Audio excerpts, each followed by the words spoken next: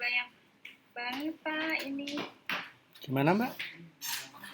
Yang gabung udah banyak banget. Nggak apa-apa. Iya. Lagi ngopi mungkin Pak. Kayaknya sih. Iya. Aduh, mana ini hilang?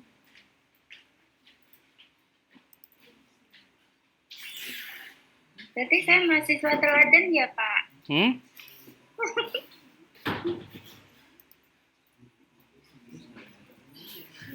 Oke, sudah terlihat Mbak Oni? Udah, iya. Oke, saya mulai aja ya. Nanti sambil nunggu yang lain, nggak tahu nih Mbak Indah kok belum masuk. Oke. Mungkin bentar lagi pada masuk. Yes. Oke, saya buka ini ya di pertemuan atau di sesi yang ke-11. Oh, ternyata saya belum itu ya.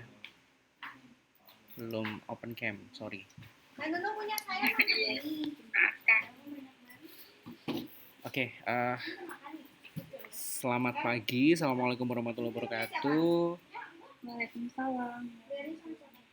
Ya, ini sudah ada yang masuk satu lagi nih. Iya. Jadi ini sudah masuk di sesi yang ke berapa nih Mbak? 11 ya? 11. Oke, di sesi yang ke 11 kita masuk di materi terkait dengan perizinan dalam konteks pelayanan publik. Jadi masih di pelayanan publik ini ya, teman-teman yang ada di sini. Selamat pagi Mas Yunan. Namanya Mas Yunan betul ya? Ya. Mas Yunan asalnya dari mana Mas? Gimana? Asalnya dari mana Mas Yunan? Kendal.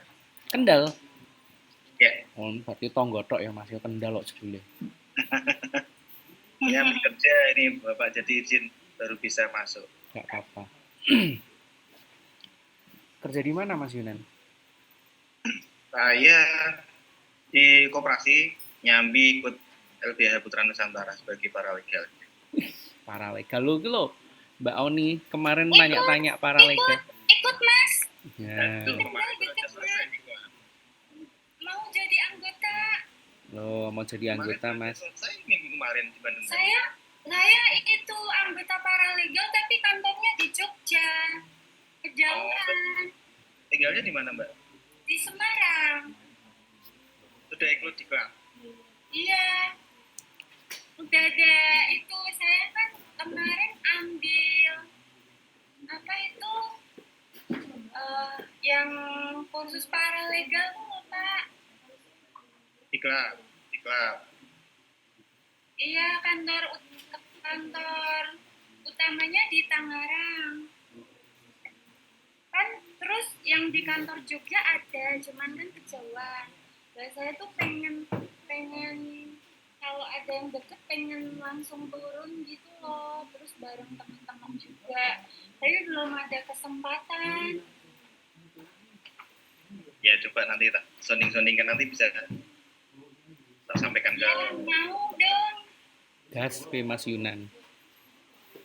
Ya silakan Pak Riga. Oke, saya masuk ke materi terkait dengan perizinan dalam konteks pelayanan publik gini ya teman-teman ya.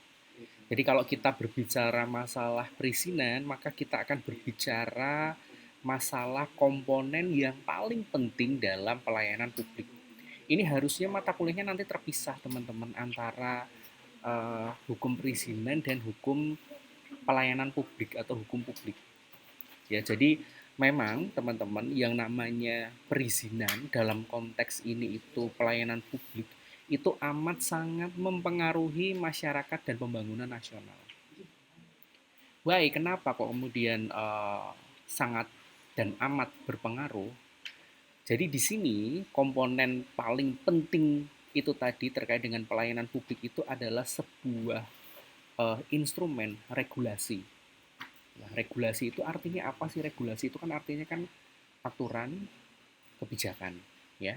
Jadi perizinan itu nanti digunakan sebagai controller, ya, aktivitas dan mendukung pertumbuhan ekonomi.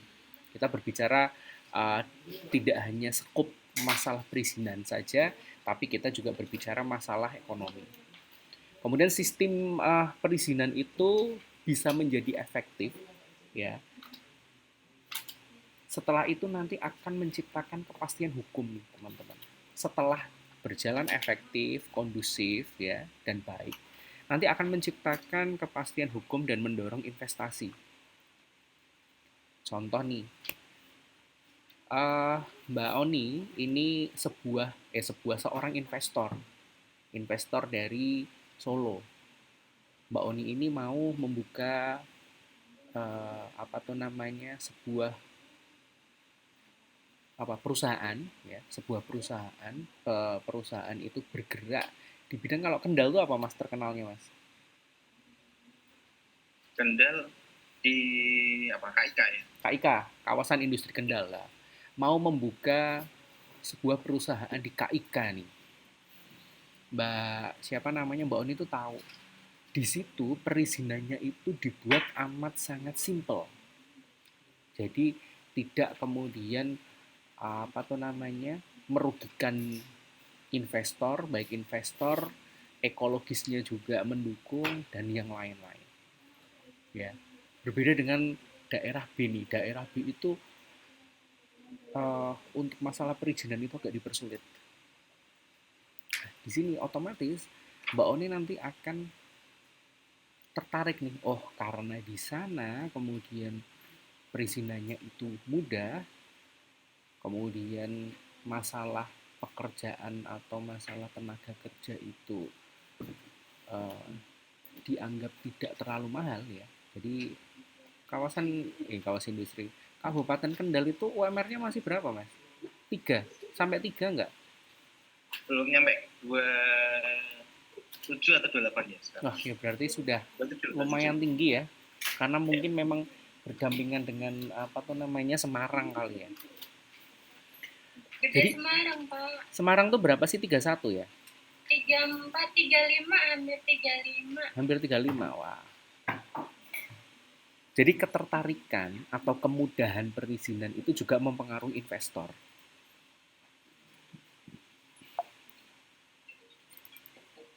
Kemudian kita akan berbicara masalah konsep pelayanan publik.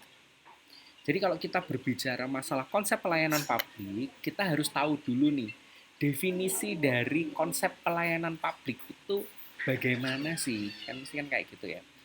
Jadi definisi dari konsep pelayanan publik itu adalah sebuah kegiatan nih teman-teman, atau aktivitas, boleh kegiatan, boleh aktivitas yang kemudian dilakukan oleh pemerintah untuk memenuhi kebutuhan masyarakat, bersifat non-komersial dan berorientasi pada kepentingan umum. Walaupun nyatanya kadang sifatnya ada yang komersial, tapi kalau sifatnya komersial itu biasanya oknum. Karena untuk masalah perizinan dan yang lain-lain itu biasanya sifatnya memang gratis, teman-teman.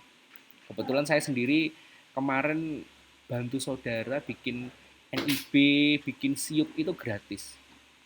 Tidak ada kemudian ada biaya yang kemudian muncul, itu nggak ada. Jadi di sini itu bersifat non komersial, itu artinya tidak bersifat untung, ya. Kemudian berorientasi pada kepentingan umum. Jadi tidak hanya kemudian sifatnya itu hanya untuk si pengusaha saja. Hanya Mbak Oni itu ya Mbak, di mute-kan dulu boleh? Oke. Maaf, Pak. Kemudian terkait dengan prinsip dasarnya. Jadi yang perlu teman-teman tahu bahwasanya prinsip dasar dari konsep pelayanan publik ini itu yang pertama itu adalah transparan, akuntabel, kemudian berorientasi pada kepuasan masyarakat. Ya, jadi tidak ada kemudian yang ditutup-tutupi ini teman-teman, ya.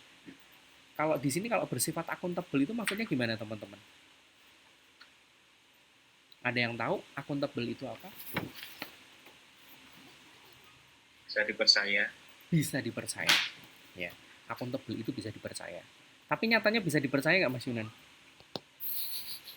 Tidak semuanya. Tidak semuanya ya. Tidak bisa dipercaya, Pak. Iya, seperti laki-laki ya. Tidak semua laki-laki. Oke. Kemudian berkualitas dan berkeadilan bagi semua lapisan masyarakat. Jadi di sini itu tanpa membeda-bedakan ya teman-teman ya.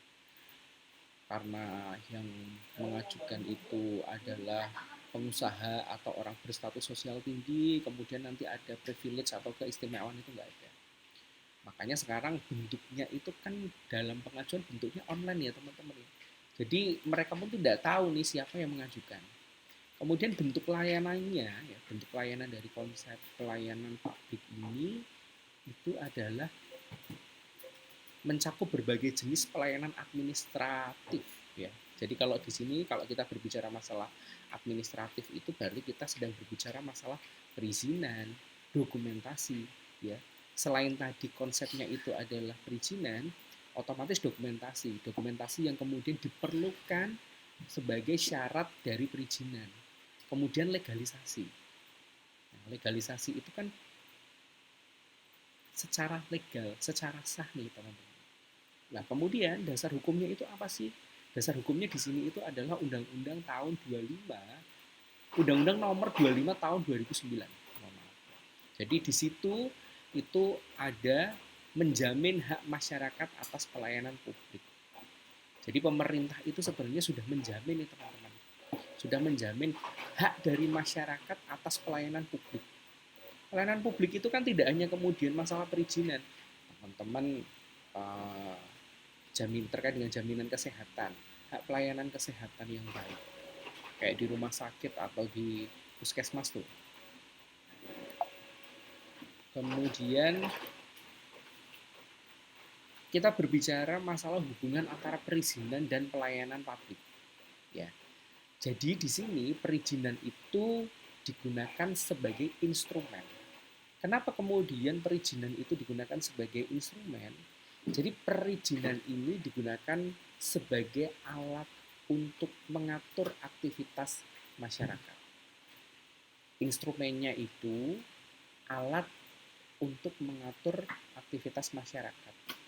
Jadi segala kegiatan yang dilakukan atau segala aktivitas yang kemudian dilakukan oleh masyarakat itu dipastikan terkendali dan sesuai dengan regulasi yang ada. Ya, jadi tidak kemudian main seenaknya sendiri, ya kan? Mau mendirikan bangunan kemudian tidak ada izin, itu kan tidak boleh. Minimal kan ada izin, ya. Minim gitu. Biasanya kan ada pemberitahuan ke desa setempat, ya. Kemudian terkait dengan perlindungan publik, ya. Kalau kita berbicara masalah terkait dengan perlindungan publik, maka kita akan berbicara terkait dengan dampak negatif. Dampak negatif dari apa sih? Dampak negatif dari kegiatan yang tidak sesuai dengan regulasi tentunya. Ya. Jadi melindungi kepentingan dan keselamatan masyarakat. Tentunya saat teman-teman di sini itu melakukan kegiatan atau aktivitas, ya, aktivitas yang harusnya aktivitas itu legal, kemudian teman-teman melakukan secara ilegal atau tidak sesuai dengan regulasi, pasti akan ada dampaknya teman-teman. Baik itu dampak secara langsung atau dampak secara tidak langsung. Kalau dampak secara langsung itu biasanya saat teman-teman sedang proses. Dan dampak secara tidak langsung itu adalah saat teman-teman sudah menyelesaikan. Menyelesaikan itu kan bisa menjadi kurun waktu ya, tanda petiknya kan kurun waktu. Kita tinggal menunggu aja nih. Jadi upama amit-amit nih yang diminta si jangan. Upama mendirikan sebuah menara untuk toren, ya, toren air itu. Menara untuk toren air yang torennya itu tingginya kok ternyata 20-30 meter. Itu tanpa izin. Dan itu tempatnya berdekatan dengan bandar udara. Padahal kalau sistemnya bandar udara itu harus ada izin lanutnya terlebih dahulu. Nah, itu nanti saat terjadi apa-apa, lanut tidak akan bertanggung jawab. Seperti itu. Kemudian terkait dengan pengukuran kinerja. Kalau pengukuran kinerja berarti kita sedang berbicara masalah internal nih. Ya. Menjadi apa sih terkait dengan pengukuran kerja? Jadi di sini akan menjadi sebuah indikator efektivitas sebuah birokrasi, cerminan dari reformasi pelayanan publik. Ya.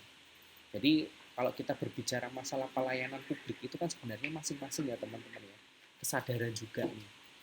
Kemudian terkait dengan interaksi secara langsung. Kalau kita berbicara masalah interaksi secara langsung, artinya kita sedang berbicara bagaimana menciptakan titik kontrak antara masyarakat dengan pemerintah. Jadi di situ ada hal yang matchingnya dulu nih, ya. Tadi mix, kemudian match, ya, membentuk sebuah persepsi tentang kualitas pelayanan publik. Cerminan lagi nih teman-teman ya. Jadi kalau di sini ada sebuah kerjasama atau ada sebuah chemistry nih antara masyarakat dengan pemerintah, chemistry-nya itu bukan chemistry cinta ya teman-teman. Chemistry-nya itu saat kemudian masyarakat merasa puas